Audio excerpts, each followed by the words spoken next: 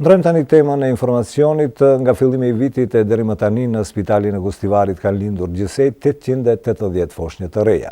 Krahasuar me periudhën prej 2 viteve më parë, nataliteti në këtë rajon po stagnon, por ajo që mjekët veçojnë për këtë vit është interesimi jashtëzakonshëm i nënave për të bërë lindje cezariane, edhe atëherë kur nuk kanë asnjë lloj komplikimi shëndetësor. Regioni i Gostivarit tashmë 3 vite po stagnon për sa i përket natalitetit. Sipas raporteve të Spitalit të Gostivarit, në vitin 2012 numri i foshnjëve të gjalla të lindura ka qenë 900. Vitin 2013 e mbyllëm me 902 foshnjë të reja, ndërsa gjatë këtij viti, që nga janari deri më tani, kemi diku 880 foshnjë, që deri më 31 dhjetor besohet që numri sërish do të jetë 900. Ajo që shënon rritje dhe që shqetëson për momentin është numri i nënave që kërkojnë lindje cezariane pa pasur asnjë problem shëndetësor.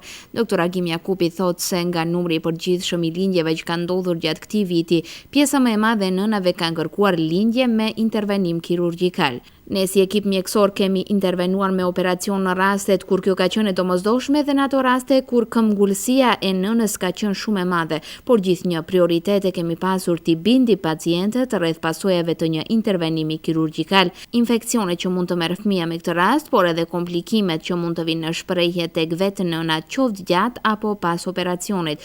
Për këtë arsye mjekët insistojnë që lindjet të aplikohen me procedurë natyrale, përveç në rastet kur operacioni është i pashmangshëm, thot Jakupi.